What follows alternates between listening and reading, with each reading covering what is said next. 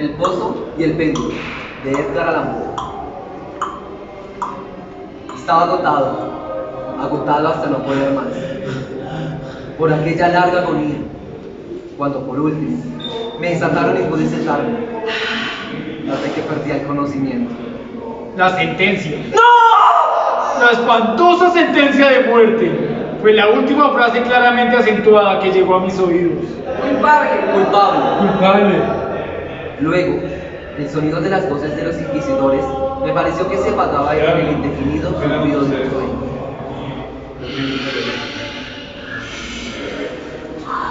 El ruido aquel provoca en mí espíritu una idea de rotación. Quizá causa de que lo asociaba en mis pensamientos con una rueda de molino. Culpable. Culpable. Culpable. Pero aquello duró poco tiempo, porque pronto no vi nada más. No obstante, durante algún rato pude ver, pero con qué terrible exageración, veía los labios de los jueces vestidos de negro. Eran blancos, más blancos que la hoja de papel sobre la que estoy escribiendo estas palabras, y delgados hasta lo grotesco, adelgazados por la intensidad de su dura expresión, de su resolución inexorable, del riguroso desprecio al dolor humano. Veía que los decretos de lo que para mí representaba el destino salía uno de aquellos labios. Culpable. Culpable. Culpable. Los vi retorcerse en su frase mortal, les vi pronunciar la sílaba de mi nombre y me estremecí al ver que el sonido no seguía el movimiento.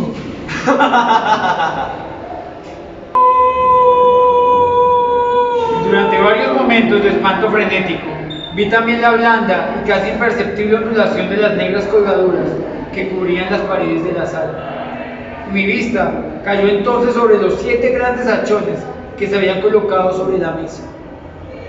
Tomaron para mí, al principio, el aspecto de la caridad. Y los imaginé ángeles blancos y esbeltos que debían salvarme. Pero entonces, y de pronto, una náusea mortal invadió mi alma. Y sentí que cada fibra de mi ser se estremecía como si hubiera estado en contacto con el hilo de una batería galvánica. Y las formas angélicas convertíanse en insignificantes espectros con cabeza de llama. Claramente comprendí que no debía esperar de ellos auxilio. Entonces, como una magnífica nota musical, se insinuó en mi imaginación la idea del inefable reposo que nos espera en la tumba. Llegó suave, furtivamente. Creo que necesité un gran rato para apreciarla. Pero en el preciso instante en que mi espíritu comenzaba a sentir claramente esa idea y acariciarla, las figuras de los jueces se desvanecieron como por arte de magia. Los grandes hachones se redujeron a la nada. Sus llamas se apagaron por completo y sobrevino la negrura de las tinieblas. Todas las sensaciones parecieron desaparecer como en una zambullida loca precipitada del alma en el Hades. Y el universo fue solo noche, silencio, inmovilidad. Estaba desvanecido, pero no obstante, no puedo decir que hubiese perdido la conciencia del todo. La que me quedaba, no intentaré definirla ni describirla siquiera, pero en fin, todo no estaba perdido, en medio del más profundo sueño. ¡No! En medio del delirio. ¡No! En medio del desvanecimiento. ¡No! En medio de la muerte. ¡No! Si fuera de otro modo, no habría salvación para el hombre. Cuando nos despertamos del más profundo sueño, rompemos las telarañas de algún sueño y no obstante, un segundo más tarde es un delicado tejido que nos rodea haber soñado. 2 grados hay al volver del desmayo a la vida. El sentimiento de la existencia moral o espiritual Y de la existencia física. Parece probable que si al llegar al segundo grado hubiéramos de evocar las impresiones del primero, volveríamos a encontrar todos los recuerdos elocuentes del abismo transmundano. ¿Y cuál es ese abismo? ¿Cuál es? ¿Cómo al menos podremos distinguir sus sombras de las de la tumba? ¿Cómo? ¿Cómo? ¿Cómo? Pero si las impresiones de lo que he llamado primer grado no acuden de nuevo al llamamiento de la voluntad, no obstante, después de un largo intervalo, no aparecen sin ser solicitadas, mientras maravillados nos preguntamos ¿de dónde procede? ¿De dónde? ¿De dónde? ¿De dónde? Quien no se haya desmayado nunca no descubrirá extraños palacios y casas singularmente familiares entre las ardientes llamas. ¿No será el que contemple, flotando en el aire, las visiones melancólicas que el vulgo no puede descifrar? ¿No será el que mediante sobre el perfume de alguna flor desconocida? Ni el que se perderá en el misterio de alguna melodía que nunca hubiese llamado su atención hasta entonces.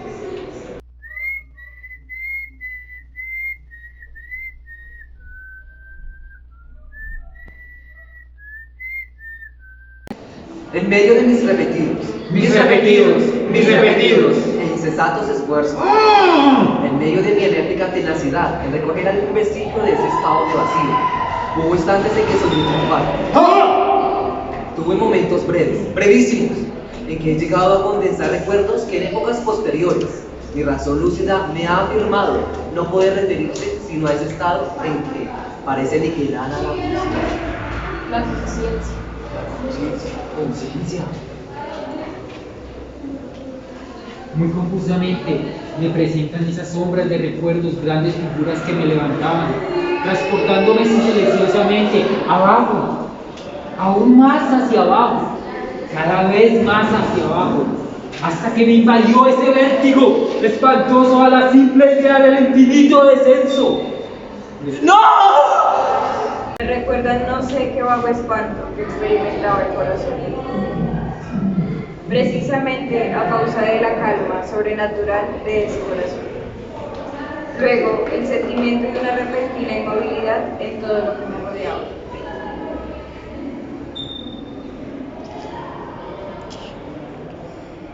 Como si quienes me llevaban, un cortejo de espectros, hubieran pasado al descender los límites de lo ilimitado y se hubiesen detenido vencidos por el hastío infinito de su tarea. Recuerda mi alma más tarde una sensación de insipidez y de humedad. Después, todo no es más que locura. La locura de una memoria que se agita en lo abominable. De pronto, vuelven a mi alma un movimiento y un sonido, el movimiento tumultuoso del corazón y el rumor de sus latidos. Luego, un intervalo en el que todo desaparece. Luego, el sonido de nuevo, el movimiento y el tacto, como una sensación vibrante, penetradora de mi ser. Después, la simple conciencia de mi existencia sin pensamiento, sensación que duró mucho. Luego, bruscamente, el pensamiento de nuevo, un temor que me producía escalofríos y un esfuerzo ardiente por comprender mi verdadero estado. Después, un vivo afán por caer en la insensibilidad. Luego, un brusco renacer del alma y una afortunada tentativa de movimiento. Entonces, el recuerdo completo del proceso, de los negros tapices, De la sentencia, de mi debilidad, de mi desmayo y el olvido más completo en torno a lo que ocurrió más tarde, únicamente después y gracias a la constancia más enérgica, he logrado recordarlo vagamente. Muy muy vagamente. vagamente. No había abierto los ojos hasta en ese momento, pero sentí que estaba teniendo de espaldas y sin atadura extendida. La madre pesadamente cayó sobre algo húmedo y duro. Durante unos minutos la dejé descansar así, haciendo esfuerzos por adivinar dónde podía encontrarme y lo que había sido de mí. Sentía una gran impaciencia por hacer uso de mis ojos, pero no me atreví.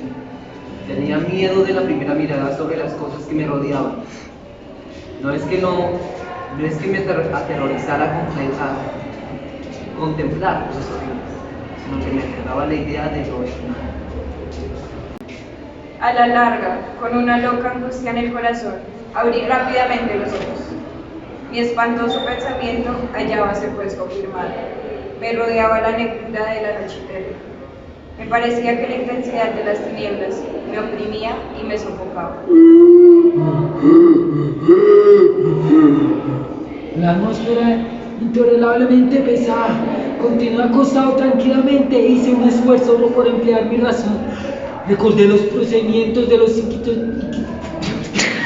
Con una loca angustia en el corazón, abrí rápidamente los ojos. Mi espantoso pensamiento hallábase pues confirmado. Me rodeaba la negrura de la noche eterna.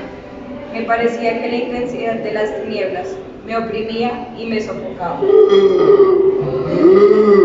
La atmósfera era intolerablemente pesada. Continué acostado tranquilamente y hice un esfuerzo por emplear mi razón. Recordé los procedimientos inquisitoriales. Y partiendo de esto, procuré deducir mi posición verdadera. Había sido pronunciada la sentencia, y me parecía que desde entonces habría transcurrido un largo intervalo de tiempo. No obstante, ni un solo momento imaginé que estuviera realmente muerto.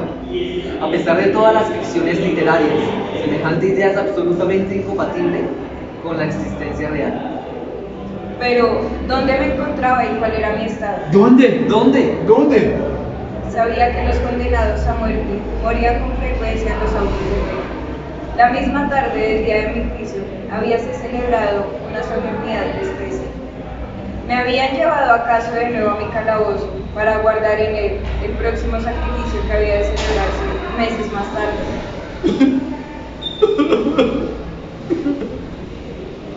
Desde el principio comprendí que esto no podía ser. ¡No puede ser! Inmediatamente había sido puesto en requerimiento el continente de la víctima.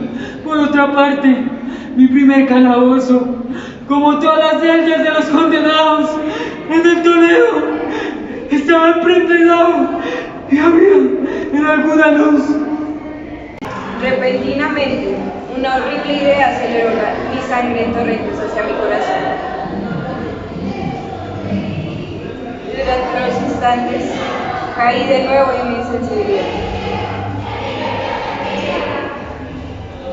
Al volver en mí, de un solo movimiento me levanté sobre mis pies, temblando convulsivamente en cada fibra. Desatinadamente extendí mis brazos por encima de mi cabeza y a mi alrededor, en todas direcciones.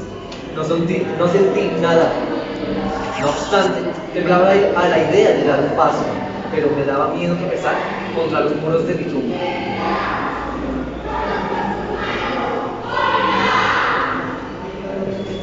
Brotaba el sudor por todos mis codos. Mi gruesas botas frías se llenaban sobre mi frente.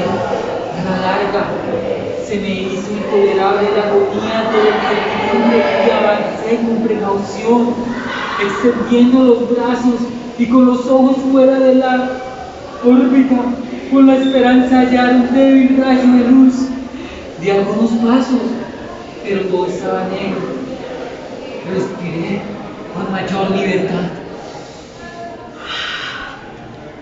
Por fin, me pareció evidente que el destino que me habían reservado no era el más espantoso de todos. Y entonces, mientras precavidamente continuaba avanzando, se confundían en masa en mi memoria mil vagos rumores que sobre los horrores de Toledo corrían.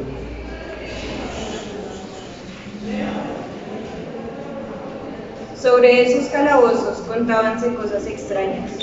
Yo siempre había creído que eran fábulas, pero sin embargo, eran tan extraños que solo podía repetirse en voz baja. Asesino, muerte, desolación. ¿Debía morir yo de hambre en aquel subterráneo mundo de tinieblas? ¿Y qué muerte más terrible quizá me esperaba, puesto que conocía demasiado bien el carácter de mis jueces? No podía dudar de que el resultado era la muerte. Y una muerte de una amargura escondida. Lo que sería y la hora de su ejecución era lo único que me preocupaba y me aturdía.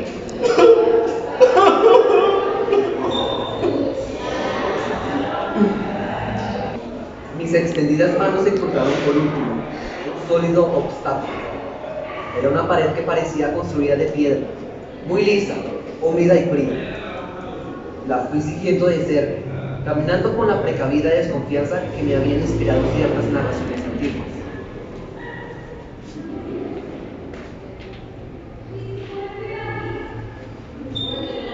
Sin embargo, esta operación no me proporcionaba medio alguno para examinar las dimensiones de mi calabozo, pues podía dar la vuelta y volver al punto de donde había partido sin darme cuenta.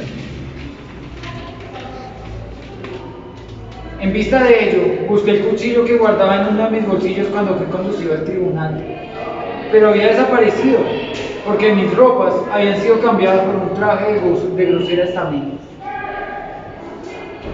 De esta forma, avancé 10 o 12 pasos, hasta que accidentalmente me enredé y caí de bruces violentamente. Alargué el brazo y me estremecí descubriendo que había caído al borde mismo de un pozo circular, cuya extensión no podía medir en aquel momento. Temblando, retrocedí a tientas hasta la pared. Decidí dejarme morir hasta que afrontara el horror de los pozos que esta tiniebla de la celda multiplicaba mi imaginación. Durante algunas horas me detuvo despierto la agitación de mi ánimo, pero por último me adormecí de nuevo. No he podido saber nunca cuánto tiempo duró, pero al abrir los ojos pude distinguir los objetos que me rodeaban, gracias a una extraña claridad. Su furia, cuyo origen no pude descubrir al principio, podía ver la magnitud y aspecto de mi casa. Vi entonces que el suelo era de piedra. En su centro había un pozo circular, de cuya boca había yo escapado, pero no vi que hubiese alguno más en el calabozo.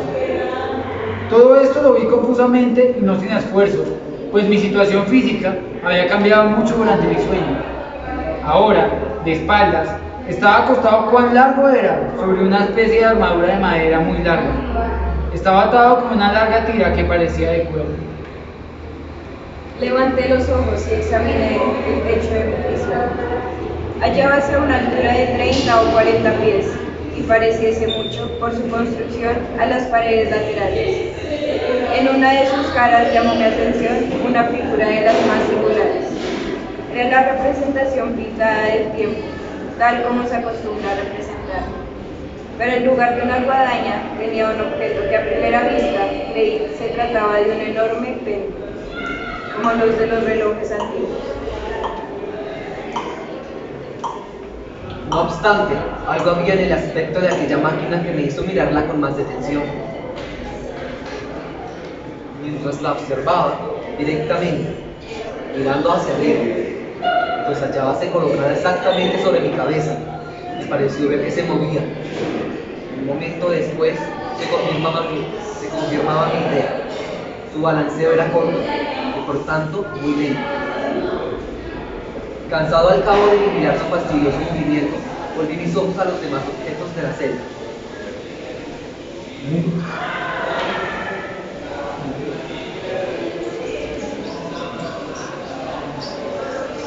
Un ruido leve atrajo mi atención. Miré al suelo y vi algunas enormes ratas que cruzaban. Habían salido del pozo que yo podía distinguir a mi derecha. En ese instante, mientras me miraban, subieron el comer a toda prisa. Como de los ojos la traían por el dolor de la carne, me costó esfuerzo y gran esfuerzo, y la presión para matarla. Transcurrió media hora, tal vez una hora, pues apenas imperfectamente podía medir el tiempo, cuando, de nuevo, levanté los ojos sobre mí.